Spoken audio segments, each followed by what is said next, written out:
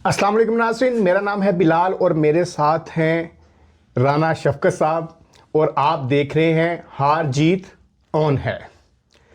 तो इंग्लैंड के शहर बर्मिंघम में मौजूद हैं। मौसम बड़ा ठंडा है लेकिन क्रिकेट का माहौल बड़ा ही गर्म चल रहा है। जिम्बाब्वे ने ऑस्ट्रेलिया को फेंटा लगा दिया है। और सबसे बड़ी बात, सबसे पहले तो नाज़रीन अस्सलाम वालेकुम। आज हम आपसे बात करेंगे जिम्बाब्वे और ऑस्ट्रेलिया का जो अपसेट हुआ है उसके बारे में भी, और इंडिया और पाकिस्तान के बारे में एक नई अपडेट आई है उसके बारे में बात करेंगे। और आज जिम्बाब्वे ने जिस तरह स्कोरिंग की, किस तरह बॉलिंग की, किस तरह विकेटें और किस तरह उन्होंने ऑस्ट्रेलिया को आउट किया, इस पर बात होगी। लेकिन सबसे पहले बिलाल ये देखें कि ये नाज़रीन को हल्फन ज़रा बताएं कि रात मेरी और आपकी क्या बात हुई। अगर आप लोगों ने कल वाली वीडियो नहीं देखी तो जाके वो देखें। मैंने ये बात की थी कि इस वर्ल्ड कप में हमें कोई अपसेट देखने को नहीं मिला, तो राणा साहब ने कहा था जी कल देखने को मिल जाएगा। जिम्बाब्वे जो है वो फेंटा लगा देगी ऑस्ट्रेलिया को, और ऐसा ही हुआ है। और ऐसा फेंटा लगा दिया कि गेम ही सारी पॉइंट टेबल के ऊपर नीचे हो गई है। और बिलाल ये पहली दफा नहीं हुआ, ये मैं आपको बताऊं, मैंने साथ ये डिफाइन भी किया था कि ये पहली दफा नहीं हुआ। ये शुरू से जब एंडी फ्लावर और ग्रैंड फ्लावर भी थे ना, तब भी 301 स्कोर किया था ऑस्ट्रेलिया ने और वो बिल्कुल 300 तक पहुंच गए थे।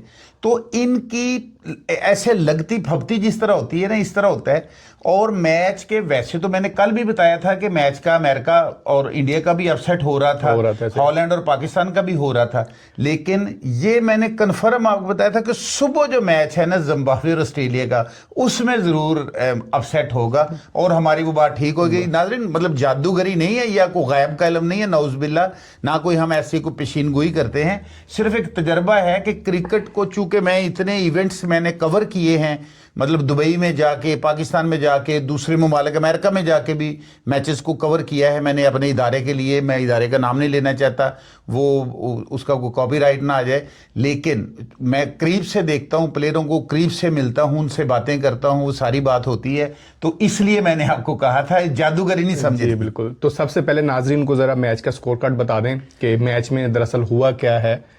तो जैसा कि जिम्बाब्वे और ऑस्ट्रेलिया का मैच था और हम कहीं जा रहे थे तो गाड़ी में राणा साहब ये कह रहे थे कि इस मैच में आपको अपसेट देखने को मिलेगा। इस वीडियो से पहले की बात कर रहा हूँ, जो कल वीडियो बनाई उससे पहले भी, और सारी कहानी इन्होंने बताई कि पीछे क्या क्या हिस्ट्री रही है इनकी, और वैसा ही हमें देखने को मिला है। और मैच बड़ा ज़बरदस्त हुआ। अब ऑस्ट्रेलिया की जो जान है वो फंसी हुई है पॉइंट्स टेबल पे, क्योंकि ऑस्ट्रेलिया जो है वो बड़ी मुश्किल से क्वालिफाई करती हुई दिखाई दे रही है। और मैच की क्या सूरत हाल रही है जी? हाँ जी, बस सबसे पहले तो ये है कि जिम्बाब्वे ने पहले बैटिंग की और 169 उन्होंने बनाए। और सबसे बड़ी जो बात देखने वाली ये है कि वो 169 नहीं, सबसे जो समझे कि इंटरेस्टिंग जो पॉइंट है वो ये है कि 2 ही आउट हुए हैं। यानी ऑस्ट्रेलिया के सारे बॉलर्स जिम्बाब्वेन प्लेयर जो हैं उनको वो टोटल आउट नहीं कर सके। यानी 20 ओवर्स उन्होंने पूरे खेले, 2 ही आउट हुए और 169 स्कोर किया उन्होंने। जबकि दूसरी तरफ ऑस्ट्रेलिया टोटल जो है वो मतलब है कि सिर्फ 20 ओवर भी पूरे नहीं खेले। ऐसे ही है। ऑस्ट्रेलिया ने 20 ओवर भी पूरे नहीं खेले और 146 पे फिनिश हो गया मैच। और कैसे उनके एक बॉलर ने 4 विकेटें ली। और अच्छा, ऐसा भी नहीं हुआ कि कोई तुक्का लगा है, तुक्का लगा, बिल्कुल। मतलब देखे ना, पहले बैटिंग की है जिम्बाब्वे ने पहले बैटिंग की है, इसका मतलब तुक्का नहीं लगा, उन्होंने एक स्कोर का टारगेट दिया है। और फिर ये कहना कि ऑस्ट्रेलिया को तुक्का लग गया, ये भी गलत है, क्योंकि ऑस्ट्रेलिया के पास वही पिच थी, वही मौसम था, वही बैट था, वही उतनी ही बॉल्स थी।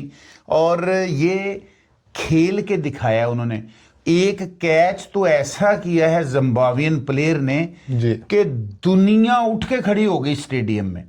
और जो ऑस्ट्रेलियन प्लेयर हैं वो उठ के, मतलब वो अंगुश्त बदंदा एक लफ्ज है, अंगुश्त बदंदा का मतलब होता है नाज़रीन के दांतों में उंगली दबा लेना।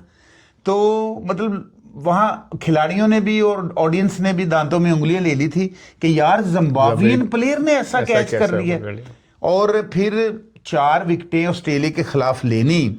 और लेकिन 169 का जो टारगेट था वो इतना बड़ा नहीं था ऑस्ट्रेलिया जैसी टीम के सामने। और आपने ऐनक लगाई हुई तो मैं भी ऐनक लगाऊंगा। और ये आपने देखा है कि ऑस्ट्रेलिया की टीम पहले पाकिस्तान आई थी T20 वर्ल्ड कप से पहले, तो वो तीनों के तीनों T20 पाकिस्तान ने जीते थे, पाकिस्तान ने सीरीज अपने नाम की थी। तो ऑस्ट्रेलिया की टीम ऑफ कलर नजर आ रही है बिल्कुल।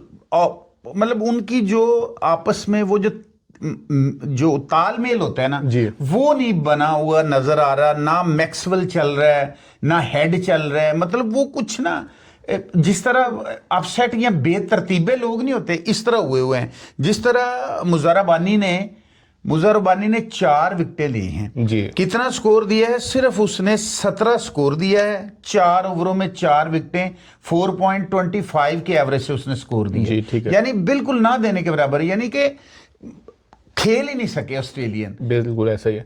लेकिन अगर जिम्बाब्वे की बैटिंग की बात करें तो सिकंदर रजा ने लास्ट में आके जो रन्स जोड़े हैं ना, जी जी तकरीबन 200 के स्ट्राइक रेट से उन्होंने बैटिंग की है, वो बड़ा इम्पैक्ट डाल गए हैं। जी, वो 25 स्कोर उन्होंने किए हैं, सिर्फ 13 बॉलों पे 25 स्कोर, जिसमें उनके 2 चौके और 1 छक्का भी शामिल है। और उस मकाम पे आके इतना तेज स्कोर जो करना है ना बिलाल साहब, वो एक आउटस्टैंडिंग बात है। ऐसा ही है। और इसके साथ साथ ये तो हो गई, अपसेट भी चल गया। अब आगे कोई अपसेट हो या ना हो, क्योंकि अब तो आगे जो अगले मरहले में जानी है टीमें 8, उसमें मेरा ख्याल अब जिम्बाब्वे का नाम भी शामिल हो चुका है। जी बिल्कुल। और जिम्बाब्वे एक आध मैच और हरा देगा और आगे निकल जाएगा। बिल्कुल नाज़रीन, पॉइंट्स टेबल की बड़ी दिलचस्प सूरत हाल बन चुकी है ग्रुप बी की। श्रीलंका ने 2 मैच खेले हैं और दोनों ही जीते हैं और 4 पॉइंट्स के साथ वो नंबर 1 पे है। दूसरे नंबर पे जिम्बाब्वे की टीम है जिन्होंने 2 मैच खेले हैं और दोनों में ही फतह हासिल की है और वो भी 4 पॉइंट्स के साथ दूसरे नंबर पे। और तीसरे नंबर पे ऑस्ट्रेलिया की टीम है जिन्होंने 2 मैच खेले हैं, 1 मैच जीता है और 2 पॉइंट्स के साथ तीसरे नंबर पे मौजूद है। और रन रेट जो है वो बड़ा फर्क है। श्रीलंका की 3.12 रन रेट है 1 नंबर पे, जिम्बाब्वे ऑलमोस्ट 2 पॉइंट्स की रन रेट है, बिल्कुल है 1.98 और जो ऑस्ट्रेलिया है वो 1.10 की रन रेट है, कम है। यानी कि ऑस्ट्रेलिया को बड़े मार्जिन से जीतना पड़ेगा अगले तो मैच फिर जाता। अगर मगर की कहानी जो पाकिस्तान के साथ हमेशा होता है वो ऑस्ट्रेलिया के साथ होगा। पाकिस्तान के साथ दुआएं बहुत होती हैं। और सबसे बड़ी बात साथ साथ नाज़रीन, हम आज बात उस्मान तारक के उस एक्शन पे भी करेंगे। बहुत अच्छे एनालिसिस उस पे हो रहे हैं, बड़े अच्छे तजिया। जो इवन देन इस वक्त इंडिया हमारा दुश्मन है, लेकिन इंडियंस भी इस वक्त उस्मान तारक के फेवर में, उनके जो खिलाड़ी हैं वो उस्मान तारक की फेवर में बात कर रहे हैं। वो कह रहे हैं कि अगर उनकी आप देखें कि कितनी डिग्री से उनका बाजू घूमता है, अगर तो वो डिग्री बिल्कुल ठीक है तो उनका एक्शन बिल्कुल ठीक है। साथ एक प्लेयर कह रहा था कि अगर उस्मान तारक रुक जाता है रास्ते में तो कहते हैं कि बैट्समैन को कितना बेनिफिट है। वो राइट हैंड बैट्समैन होता है तो वो लेफ्ट पे मार देता है, स्वीप कर देता है, वो पीछे को मार देता है।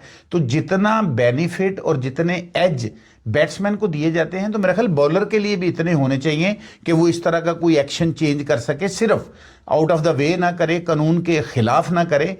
वरना उस्मान तारक का एक्शन, उसका रुकना, उसकी स्लो बॉल, मतलब छक्का चौका लगे, जिस तरह मैंने कल भी बताया था कि छक्का चौका लगे तो उस्मान तारक ठीक है, और जरा सी उसकी बॉल पे विकेट गई, पकड़ लो, ये इसको चेक करो, इसको चेक करो। लेकिन मेरा ख्याल है कि उस्मान तारक क्लियर है। तो उस्मान तारिक को खिलाएंगे ये इंडिया के मैच में? मेरा ख्याल है कि खिलाना तो चाहिए उनको, लेकिन उस्मान तारक जैसी बॉलिंग कर रहे हैं ना उस्मान तारक, मेरा ख्याल है कि इंडियंस उनको जो है ना वो शॉट्स मार लेंगे, कटापा फेरेंगे। ये मेरी बात याद रखिए। हाँ ठीक है। तो हर जगह पे नाफे की बड़ी बात हो रही है। नाफे की हमने कल सबसे पहले हमने ही बात की थी कि नाफे जो है उसकी जो कलाई है ना, असल में नो लुक शॉट जो है ना, वो साइम से ज्यादा खूबसूरत जो नो लुक शॉट है ना, वो नाफे मारता है। ठीक है। वो जमीन को देख के भी मारता है और वो नीचे इस तरफ साइड को देख के भी मुंह मारता है। साइम सिर्फ लेग पे मारता है ना नो लुक शॉट, वो 2-3 जगहों पे नो लुक शॉट मारता है। विकेट कीपर बड़ा शार्प है वो, और अभी नया खून है, उसमें दम है। दम वाले बच्चों को, जिस तरह अभिषेक वहां से उधर से शर्मा खेल रहा है अभिषेक, और जिस तरह उनका कैप्टन जो यादेव है वो खेल रहा है, जिस तरह अग्रेसिव होके वो खेलते हैं ना, इस तरह हमारे खिलाड़ियों को अग्रेसिव होके खेलना पड़ेगा। साइम अयूब अच्छा खेल रहा है, उसके बाद मोहम्मद नवाज मारता है, नीचे जाके फिर फ़हीम अशरफ खेल रहा है, फिर शहनशाह अफरीदी भी शॉट मारने की पूरी कोशिश करता है। तो अगर नीचे जाके हमारे प्लेयर जुर्रत करके, नसीम शाह ने कितने अच्छे मैच जितवाए हैं, चाचा इफ्तिखार ने कितने हारे हुए मैच, मोहम्मद आसफ ने बहुत अच्छे मैच, जो आसफ अली ने जो अफगानिस्तान के खिलाफ। तो कहने का मकसद ये कि अगर वो आगे जाके इतना मार सकते हैं तो ऊपर वालों को भी जो है ना बॉल पे चढ़ के खेलना चाहिए, ये बॉल का इंतज़ार करते हैं।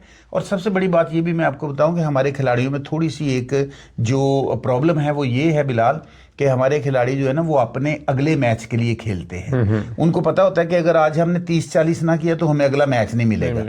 और दूसरे दुनिया के जितने खिलाड़ी हैं ना वो ज़ाती एवरेज को नहीं देखते, वो टीम की जो इज्तमाही यानी एवरेज चाहिए होती है उसके मुताबिक खेलते हैं, यानी कि वो अपने मुल्क के लिए खेलते हैं। हमारे खिलाड़ियों को भी चाहिए कि मैच मिले ना मिले लेकिन वो इस हवाले से खेलें कि आज हमने दूसरी टीम को हराना है, हमने विन करना है। सही है। तो इसके अलावा वेदर की अपडेट तो कल बताई थी, उसमें कोई तब्दीली आपको देखने नहीं, को मिली? अभी तक तो कोई नहीं। अब कुदरत के हाथ में सब कुछ है। कुदरत के निज़ाम मैं पे केड़ा चलें। डंडा लेके उठे जाके बदल एंजन कर देने ने सरकार। चलें जी, देखते हैं क्या बनता है। और पाकिस्तान और इंडिया का भी बड़ा मैच देखने को मिलेगा हमें। अपसेट तो आज हमें देखने को मिल चुका है। इसके अलावा पॉइंट टेबल की सूरत हाल भी आपको बता दी है। और इसके अलावा कुछ ऐड करना चाहेंगे जी? जी, मैं यही कहना चाहता हूं कि बड़ी उम्मीदें वाबस्ता हो चुकी हैं पाकिस्तानियों से ज़्यादा। देखिए, पाकिस्तान की 25 करोड़ आबादी है जी, और 1.5 अरब आबादी है इंडिया की। तो एक तरफ 1.5 अरब लोग भी जो है ना वो भी इस दुआ में हैं कि मैच हो। 25 करोड़ हमारे वाले भी डाल लें तो 2 अरब, और दुनिया की कुल आबादी 6 अरब है, उसमें से 2 अरब तो इस मैच की दुआ कर रहे हैं। तो अंदाजा लगा लें आप। तो यानी जिस मैच की उम्मीद लगा के, आस लगा के 2 अरब लोग बैठे हुए हैं, तो कितना इंटरेस्टेड मैच होगा। तो नाज़रीन, कल भी मैंने कहा था, आज भी मैं यही कहता हूं, हम भी दुआ करते हैं, आप भी दुआ करें कि बारिश ना हो और पाकिस्तान और इंडिया का मैच तड़ल्ले के साथ हम देखें। और जो तख्त या तख्ता करना है, ये मैं बता दूं, आज मैंने अपने सोशल मीडिया पे, अपनी फेसबुक पे मैंने ये प्रेडिक्शन भी लगाई है कि पाकिस्तान ये मैच जीतेगा। सही है, चलें देखते हैं। एक प्रेडिक्शन तो पूरी हो गई। लो जी, अगर पाकिस्तान जीत गया तो तुम रोटी मैं खवावांगा जिथे कहो। ते पहले मैं केड़ा चौल खाना है जी? नहीं, दावत। हाँ, ये दावत। देखे, सिर्फ रोटी से तो एक रोटी भी ना लिया कहना भी तुम रोटी की से खा लो। रोटी नहीं तो यानी दावत पाकिस्तान जीते। और अगर मैच में बारिश आ गई तो फिर कम से कम रस जरूर खुआने ने तुसी चाह देना। नहीं, वो तो फिर कुदरत का निजाम है। तो नाजरीन, बहरहाल दिलचस्पी, हमारी दिलचस्प बातें भी करते रहेंगे, साथ साथ थोड़ी सी ज़ुमैनी बातें भी होती रहेंगी, ताकि बिल्कुल ही तड़का, क्रिकेट के तड़के में थोड़ा सा मज़ा भी होना चाहिए। खुश्क बातें, वही खुश्क, वो आपको भी बताएं, सबको बताएं।